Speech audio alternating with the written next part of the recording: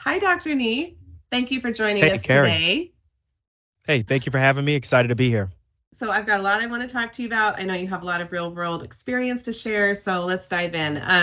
I'd love to hear a little background on you. I know I did some reading, did some research. You grew up in Queens, New York. After years of hard work, you accomplished your goal. You became a general and trauma surgeon. But you say on your website, I was living my life in a box. What does that mean? Oh yeah, so basically what that means is I didn't know it back then, but I saw a dream on TV, which was to be a physician, and there wasn't any other healthcare professionals in my family, not even close. Probably Okay. halfway through elementary school, my mother became a certified nursing assistant. Okay. And hard work, not very glorious, but Yeah. far from a physician or far from a nurse, so to speak. Hmm. But that was the closest I got. But what happens is when you don't get when you don't have experience in that, you end up kind of following the tried and true, the traditional path, which was what I was doing.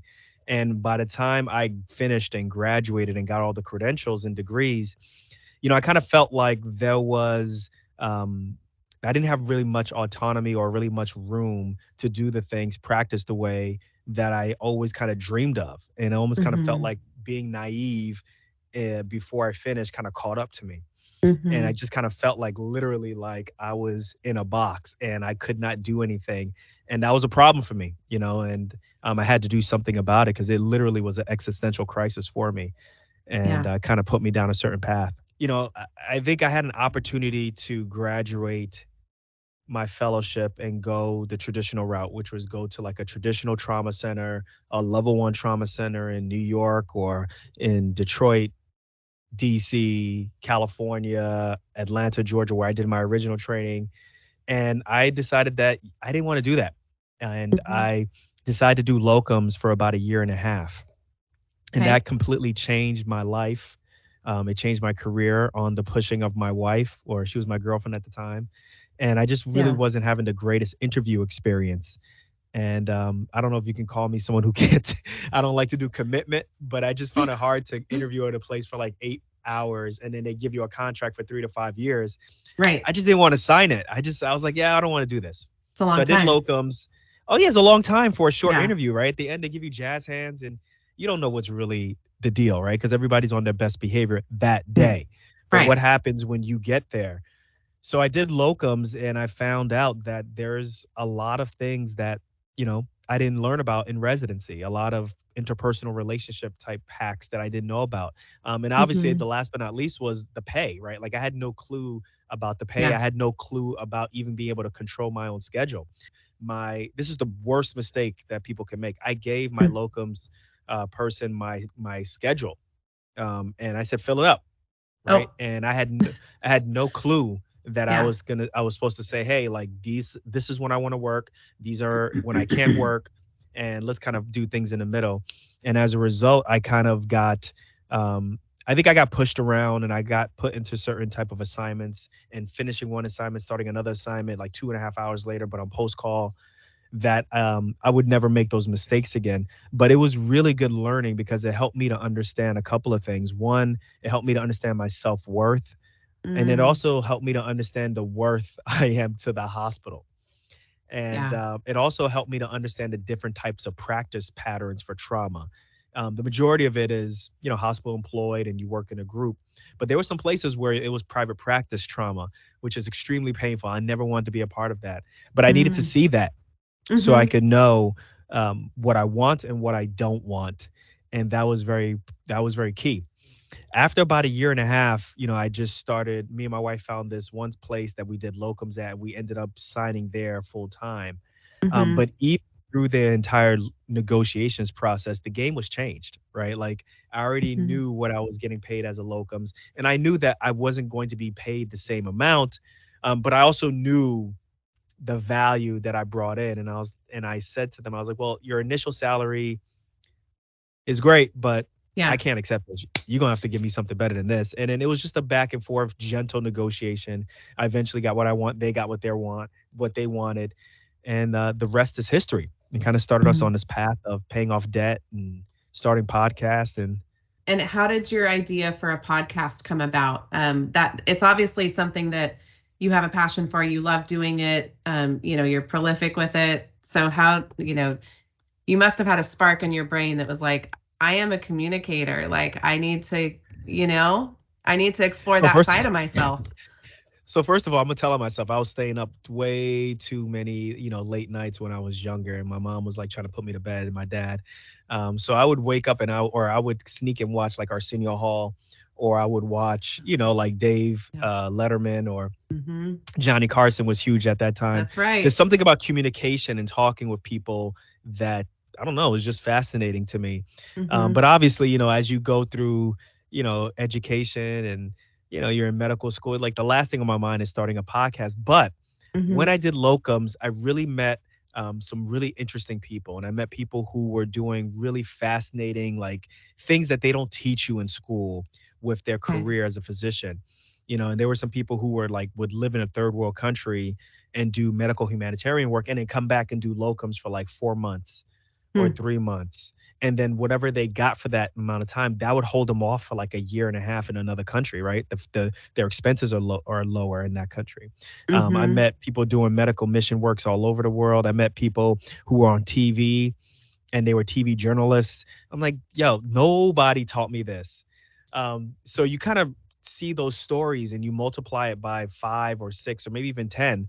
Um, and then also with the feeling of being in a box, kind Hmm. of it's like this synergy of like, okay, you're trying to pay off debt. I don't know how to do that. So I want to document that. And then also at the same time, I want to talk to people about, listen, like there are all of these doctors who are really having an impact outside of the hospital.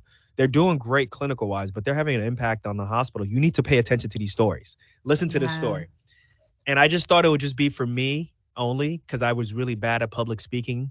I still think that Hmm. I'm bad at public speaking. And I just said, well, let's just keep Yeah. doing this and you'll get better. And then, next, it was more than just my mom who was listening. It was more than just my sister who was listening. Next, we're getting, Yeah. a lot of people listening to the show. And, we really weren't going to stop the train from there. We're here 7 years later. From an early age, you got it that like you don't have all the answers, and there's a lot of other people out there doing things, knowing things that can help you, and you're going to ask them about those things, right? It's Yeah, that you actually that described it better than me. curiosity, huh? Yeah, you described it better than me, actually. I hate that. I hate when people, I'm like, how did you get that? That's actually what I've been trying to do, which is true. Like I'm searching for all of these answers. Yeah. And rather than act like I'm an expert in these things, I just Hmm. said, well, I'll be an expert in learning, right? Yeah. And just featuring people who come on the show. And that was an extremely humbling point of my life, right? Because you almost feel like, or I almost felt like I was kind of relearning things, right? Like here I am, Hmm. I'm this trauma surgeon. I spent, almost 12 years training, and now I feel like, I'm back like almost like a freshman in college Yeah. and trying to figure out, well, how do I budget? And okay, I'm in deferment with my student loans. How do I pay off this almost $700,000 in debt with me and my wife? And Yeah. um, what happens if I want to kind of shift careers, right? All of the things Hmm. that my friends who are not in medical school, who didn't go into healthcare, the decisions that they had to make in like their late 20s, I'm here Hmm. making it in my early 30s now because, everything got Hmm. shifted by 5 or 10 years. So it was a Yeah. really interesting dynamic, but that's where I found myself. So when you think about your podcast, you're delivering messages and stories and insights to so many people. What do you feel like you're most passionate about communicating to other doctors? You Those ready? doctors out there listening to you, what are you? Yeah. I'm really passionate about like financial freedom. Hmm. Money is a tool, right? Yeah, And the reason why I say that is because this healthcare complex is huge. It's huge. sure And is. for me, the most palpable thing that you can do is kind of build yourself an on ramp and an off ramp if you can. And what that will require is you building enough runway, financial runway, to either say yes to the things that you want to do or say no to the things that you don't want to do. And Mhm. I quickly learned that it's not about just accumulating money or just spending money and buying a nice car. It's really about, making sure that we have enough so that if I wanted to take a sabbatical, if me and my wife want to go to Ghana and practice for a year or so, if we want to just say no to extra shifts at a job, or I want to set boundaries, to know that there is going to probably be an equal and opposite reaction. But to know that financially we're ready for that has been really the most empowering thing that's helped me to kind of prevent burnout. But also at the same time, make sure that I'm coming to work strong. And then when I take off, I don't feel uh, embarrassed, so to speak. Use the money that you earn. Please be sure to make sure you use it and make it work for you. Use it as a tool, right? Help people with that. But also at the same time, understand that, no is a very powerful word, and that Yeah. oftentimes there's some consequences to that. What you gonna do when the consequences come? So that's the point of the Mhm. show. If you think about all the experts and physicians that you've talked to, are there any takeaways? Is there like a small handful of takeaways that kind of stand out as that's probably hard. You've talked to so many people, Oh yeah. but Oh, I can answer that. Trust me. Oh yeah. okay, okay. The number one thing is just start. I think that each and every person who I feature on the show in some form or fashion realize that the number one is more than zero. So what that means is, if I'm interviewing someone who's jumping out of planes, like the first time they did it was better than just looking up at the airplane, or if they started this great business, or they have this great Facebook group, or they have a great podcast or YouTube video, they all started off at zero and then they moved to one, and they Yes. didn't worry about it being perfect, and they didn't compare, you know, their right now to somebody who they aspire to be at their middle, right? Like their beginning can't be somebody else's middle or end. And that's the biggest takeaway, is that, we all can do this. We can all podcast. We can all start working, a job, that, is the job that we want. But also at the same time, like, it starts with that first step. Mm-hmm. So that's the biggest takeaway, is that I think a lot of people oftentimes listen to podcasts or listen to some really successful guests. And, for example, I don't know if you've listened to, like, Tony Robbins, or, Mm-hmm. Brene Brown is great, or whoever it Mm-hmm. may be. Like, some of these folks, they're like on step 3,000. Like, we're Right. very, we're very, tactical to feature people who are like on step 5 or step 10, because it's relatable. But also at the same time, they can tell you, yeah, we're successful, but I remember when I was sitting on the fence and I didn't know whether to take the next step. Here's what I did to do step 1. Here's what I did to Mm-hmm. do step 2. And people really like that. But I think also the other thing that I've learned also is that, invariably, my voice is just as powerful as their voice. And what that means by that is me and Renee, my co-host, we've made a concerted effort to actually pull away from interviews and really start focusing on documenting and letting people know how we live, right? Because Mm-hmm. I think that people can learn a lot from our lives. So we've kind of just realized that, hey, listen, we've told the story of docs living outside the box from other people's perspective. Let's shift the show and really talk about it from our perspective. And I think that's going to be the new focus effort in 2023. There was a time when you say that you were not in complete control of your life, but now it seems like your life is really by design, something that you've built that is as unique as you are. How is your life different now than when you first got out of medical school, and why is that so important to you? I thought I was going to be like a private practice trauma surgeon or general surgeon. I was going to have a shingle up, and I would be working in an underserved area, and I would do this Okay. until my late 60s. Okay. And that was it. And Okay. that's all I knew.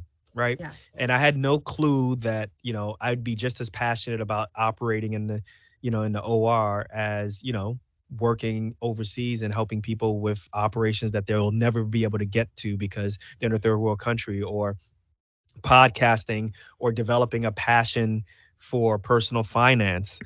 So I think that, I've kind of learned to realize that, life on your own terms, you don't necessarily get everything that you want, but you start to realize that what's really important is literally, let's go back to like the ability for me to say no, and as well be mobile. Right. So me and my wife, to this day, people still laugh at us. We still rent our house. Mm-hmm. We still we Yeah. still, my wife calls herself a part-time OB, because it's really important for us to make sure that our kids always have a parent at home. So when Yeah. she works, I don't work. And Okay. when I work, she doesn't work, because we didn't want to be two ships on a on an ocean, just Yep. kind of going past each other and so forth. So that was very key. But there's going to be some sacrifices, right? The amount of money that we both bring in is decreased, but we're smart with that because we decrease our expenses. Mm. But what we've been able to, decrease from a salary perspective or from a incoming basis with medicine, to some extent we've been able to offset with revenue from the podcast, speaking engagements. So Mm. it's kind of taught us to be a little bit smarter with how we make money. And that's Yeah. probably one of the third lessons that I learned from our guests, Hmm. is that trading time for dollars oftentimes can lead to burnout, and that trusting in yourself is sometimes way more fulfilling than something that's guaranteed. And you know that as soon as I show up, I'm going to get this set rate, but I'm going to spend all this time. That was a Hmm. tough lesson for me to learn, but slowly but surely I'm breaking free from that. Can you talk a little bit about side hustles, hobbies? Why are they so important, especially for physicians? The best way I could describe this is healthcare. Like I said earlier, it's like the Matrix. It's like this huge, um, they call it like the healthcare continuum or the healthcare complex. And oftentimes, healthcare providers, nurses, physicians, other folks who are in there, they feel like it's this big machine and that they're a cog in the wheel.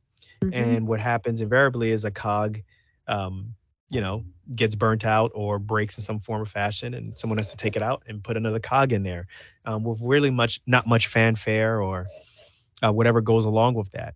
But Hmm. during that time, that cog is working really hard. That cog is sacrificing. That cog is spinning its wheel and missing out on soccer games and other things that are very Yeah. important. And just removing that and putting something else in, and it just keeps moving.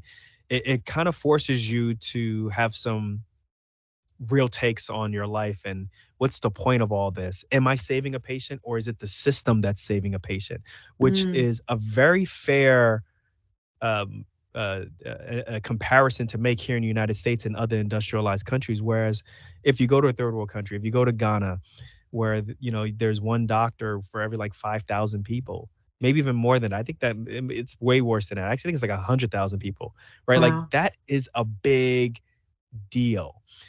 So I think what you're seeing with side hustles and the side hustle culture, Hmm. and side gigs starting to increase in physicians, is you're really starting to see people say, "Hey, I see an off ramp, and that's going to be my off ramp. Yeah. Whether it's going to get me money or it's going to bring me joy, I'm out." Right. And whenever I want to Great. come back on, I'm going to do that.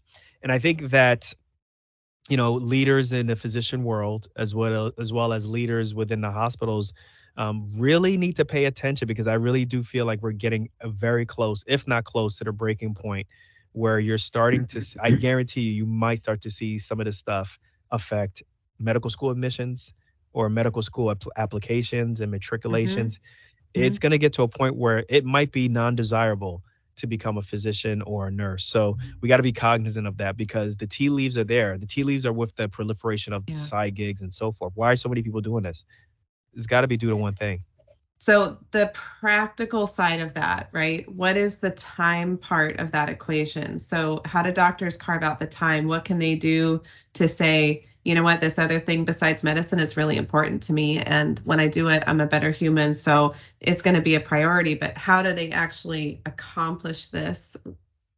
You Yeah, know. I think that the key things are recognizing that we're human first, and Hmm. that you know there's two parts of us. There's the professional side in whatever we do, and then there's the personal side, right? There's professional wants and aspirations, and there's personal aspirations, which are just Hmm. as equal.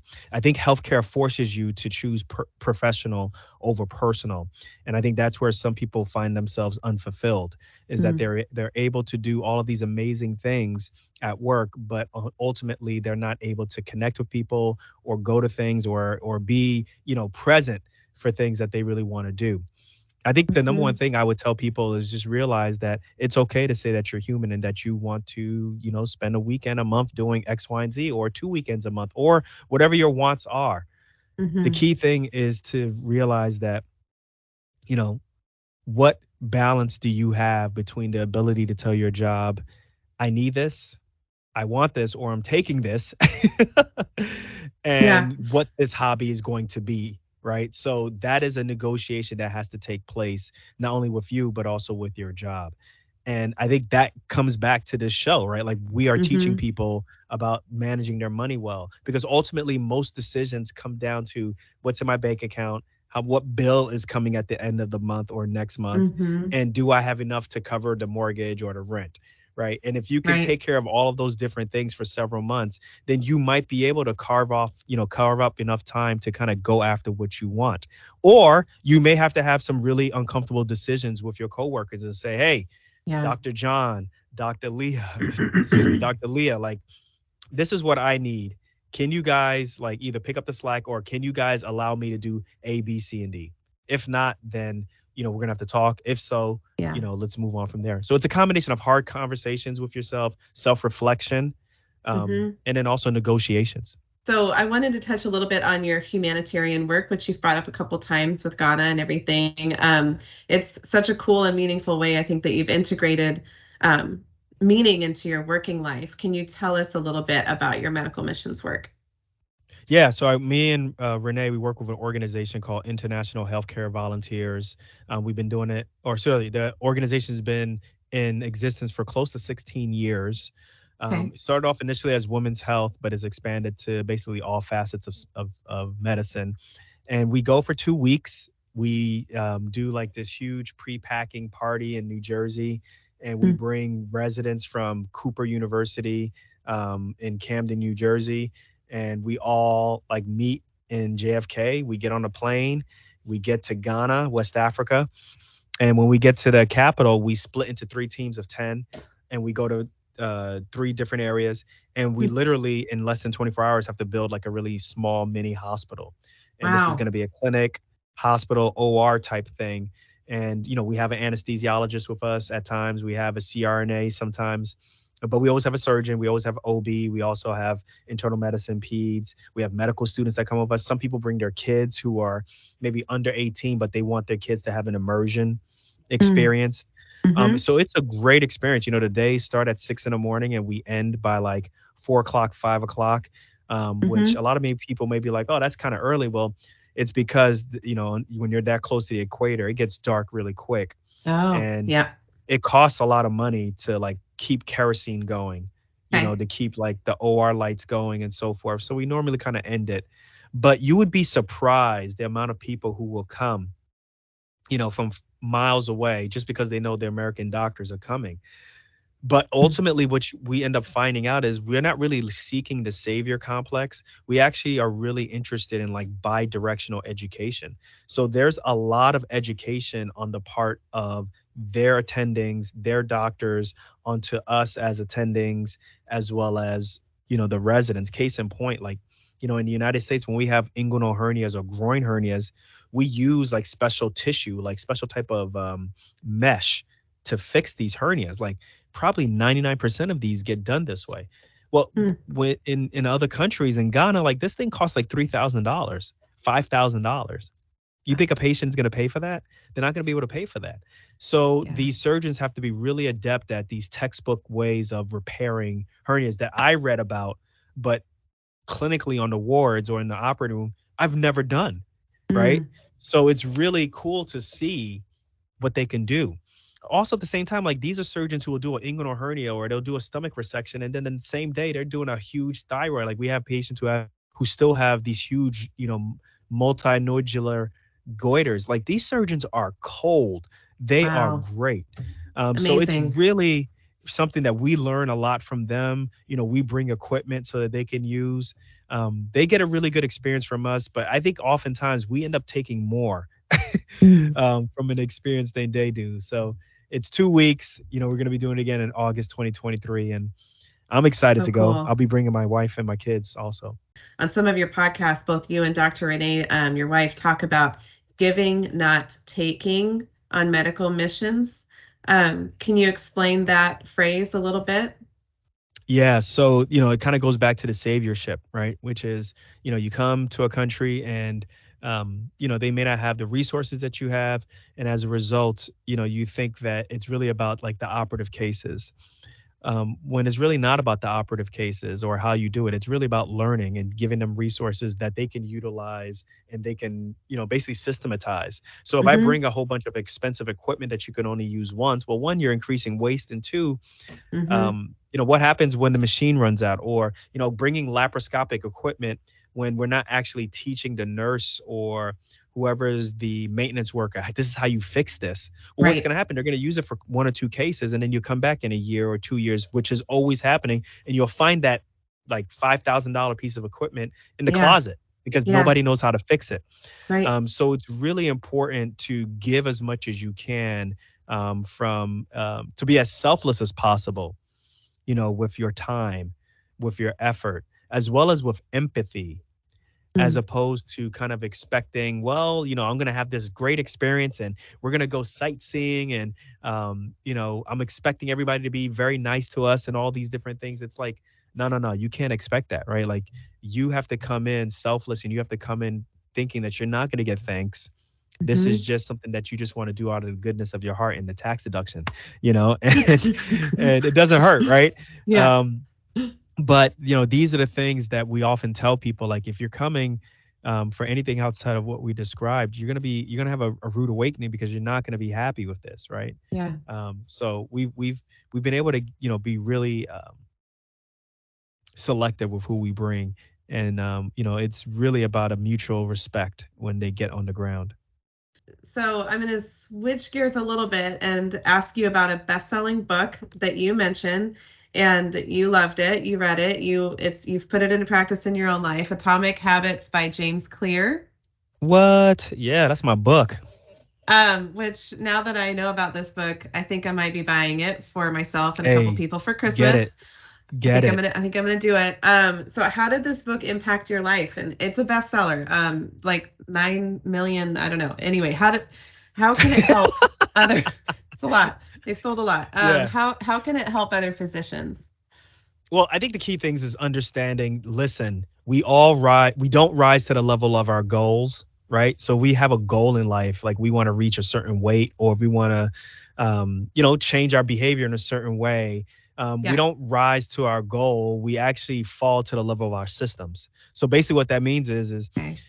whatever we aspire to is going to be great, but eventually something's going to come and it's going to get you off of that goal that you're going after. What have you built in place to make sure that when you get knocked off of that motivation, Mhm. um, that you're going to still do that, right? And that's what that book is about, just basically understanding that it's not about making a huge 100% change on yourself, in a week or 2 weeks or 5 weeks. It's really about making a 1% change in your body, or 1% change in yourself over Mhm. time, and that's how you get the long sustained win, excuse me. So they kind of look at it as, well, you don't think 1% is a big deal. It's like, well, if you take a flight from JFK and you put in the coordinates from, excuse me, from LAX to JFK, it's going to Mhm. get there, no problem. But if you change the coordinates by like 1%, like that goes from LAX to like DC, right? Wow. Yeah. Which is a big deal, right? It's just slowly but surely over time, it's going to keep going south.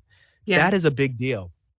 I think for any physician who has a hard time with consistency, has a hard time being dedicated with something, particularly someone who is used to doing, or excuse me, wants to do a hobby, but it's really different than what they do clinically. I Mhm. think one of the easiest things to do is to read this book and set up a system where you're going to be able to show up every day. So I'll give an example. For me, the Okay. biggest things for me was I ran track in high school and I ran track in college. And since then, it's just been a slow, steady decline, right? Yeah. Yeah. And I just wanted to be an athlete. I just wanted to be back in shape again. And I'm Yeah. 43 now, or 44 now. I Yeah. wanted to be back in shape, and I was, overweight and just not taking care of myself. Okay. So, it teaches you, like, you have to be able to make the things that you want to do attractive, replicatable. You have to make it easy and all these different things. So it literally went from, me creating like a little calendar that I put on my wall, and it shows all the workouts that I'm going to do. There's a paper there that I X off that gives me proof of me doing this job. My shorts and my shirt and my sneakers are all right next to where I'm going to start working out. And that area is always clean, spick and span. There's never any papers there, because the last thing I want is at 5 in the morning or when I'm post call to kind of look down in that area and say, okay, my shoes, my sneakers, my shirt, and everything there is ready to go. But I Hmm. don't really feel like cleaning up, and I'm gonna do this Yeah. tomorrow, right? Yeah. Yeah. So it teaches you those like concepts. And if you can apply that to like smoking, if you can Hmm. apply that to maybe wanting to lose weight without having to diet, now you're actually like kind of changing your life and the things that what would a person who is, 150 pounds do, or what would a person who's more healthy do as opposed to someone who's not healthy? Like, these are the concepts that are in the book. And I've Yeah. recommended for anybody. This book is an easy read. I got the audiobook version of it. You need to get it now. It is Yeah. Yeah. great. Yeah, Love it. I'm gonna do it. So how did you said you have to make the thing attractive. How did you make running attractive? I mean, you Right. must like it. You must like to run. Actually, to be honest with you, I'd Yeah. even make like I could even so my problem is when I run and I start running for like 2 weeks, I get these bad like cramping in my calves, and Yeah. I'm done for like 2 weeks, 3 weeks, maybe even longer. And by then the motivation, the incentive is gone. So what I Hmm. started doing is I started doing T25 with Sean T, and I started doing like Insanity 30. Okay. And these are things that I don't have to think about the workout. I already know I'm following the calendar. This area is pristine. So it's extremely attractive for me to come down, just get my Okay. shirt on, put shoes on, and just start working out. And there's also cold water that's there waiting for me when I'm done. So there's Nice. no like running back upstairs to get this. Everything is down there and ready to go. And I'm pretty like consistent about it. I started January 1st, and to this day, I have been very consistent on it. I only took 1 week off. And Oh, that's when I great. took my kids to Disney World. Yeah. And Well, you got plenty even of then, walking in at Disney World, I'm sure. right, I lost weight, man. It was hot in the summertime, Yeah. right? Right. But that's how you make it attractive. And there's another thing that says, you got to show yourself proof, right? Like, how can you say that you're going to be something if you don't have the proof? And if you think you are, then that's almost like a sign of insanity, right? Like, you have to have proof Yeah. of something. So for me, that calendar that I mentioned to you, that's there on the wall, and a marker that's very easily like right on top, I use Yep. that and I X. So every day, all of those X's, every week, those X's build up and give me the proof to show me that, hey, Nee, you're an athlete. Like, you've been working out consistently doing So these good. things, and it just goes to boost up my head. Everyone in the healthcare industry can agree, regardless of what capacity we work in. I'm in marketing. No matter where you're at, I think it's been a tough last couple of years for healthcare. We all know that. I think we've seen a lot of doctors do some soul searching. Maybe they're making a major decision about their life or their work. And maybe there's someone who's going to listen to this and they're going to say, yeah, Dr. Nee, I know I need to make some changes, but I don't really know what my next step should be. I don't know what it is. How do I figure it out? Do you have any advice for someone in that situation? Yeah. So I want people to really understand the concept of one, it's okay, we're human. And Yeah. two, the concept of just start, right? Yeah. And the concept of it's okay is we're human means that you have to accept that there's certain fears that you may have, there's certain insecurities that you may have, and comparison is a killer, right? Mhm. And once you're able to accept those things and realize that, you know what, I understand all those things. I know that they're present, and I'm still going to move past fear and all of those things that are holding me back. That's really one of the biggest chains that you can break. And whatever that you are on the fence about and you're thinking about doing, that is one of the hardest things that I get most people trying to break, is just the concept that they think they can break it. Yeah. And then the next step after that is just starting with whatever you want to do. If you want to start working out, it's the buying the sneakers, or Hmm. it's the waking up at 5:45 in the morning. And maybe it's not even just working out, it's just going downstairs and turning the TV on and then going back to bed afterwards, and doing that for like 5 days straight until it sticks. And then what's the Hmm. next part of you working out? Whatever it is you got to start somewhere. And Hmm. it's okay if you mess up. But the key things also, I think, to add on there is virtual mentorship. Like right now, you can go to Mm. YouTube or you can go to podcasts and type in whatever thing that you want to do, whatever mental state that you're at. And you're going to find a community of Hmm. folks who think the same thing, have done the same, have made the same mistakes that you've made. There's a lot of people out there who are willing to share with you, um, all of the pitfalls, all of the Hmm. highs that they had, some of Hmm. the hacks that they've created through the process. It's not like, in the 90s where we're We're islands. Right. So There's I this thing oftentimes called the tell internet. people, Yeah. yeah, it's just very straightforward, and don't be afraid, to really think, okay, well, yeah, like I know I have these concerns in my life. How do I move past that? Yeah. And it's okay to kind of have to seek it out. And then let me Mhm. start. And then let me get some virtual mentorship of people who can just surround me with positivity on a daily basis. That's what me and my wife did. Like we were listening to podcasts like crazy on personal finance and paying off our debt.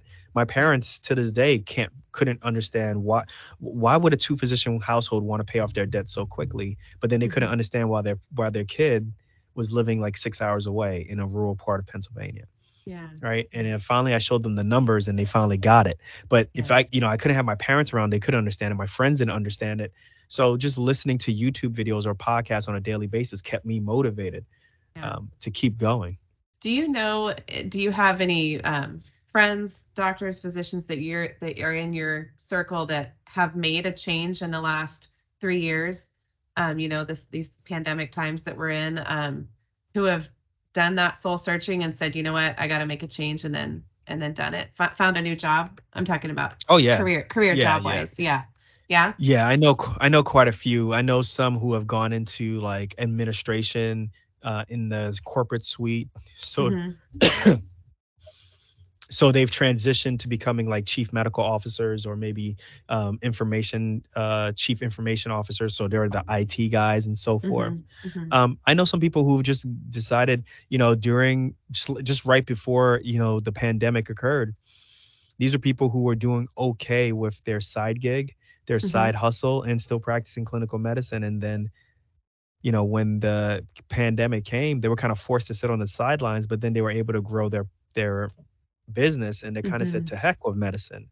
I Hmm. don't think that's going to be replicable for everyone, but it's just Sure. something to consider that sometimes if you can throw in just as much energy as it took to get into become a doctor and maybe put it towards something else, you might be able to really explore it. And I always want people to know, like I let them know on the show, like this show or me talking is not about removing people from being doctors. It's really about just Sure. empowering people with knowledge to take action and to get on the off ramp and or stay on it. It doesn't matter, Right. but at least you have knowledge. And with suicide rate, particularly with physicians Yes. being as high as it is, we really have to start offering alternatives as well as more acceptance. Well, hey, Dr. Nee, I know we're at time. Thank you so much for all of your insights and your wisdom. I appreciate you featuring me, and you low key, you may have a podcast hosting gig up your you were really good actually. You got Oh, skills. thank So you. Thank yeah, you. you're a natural at this. Just always a pleasure to talk to you and see you. I appreciate you having me on. This was great. All right. Take care.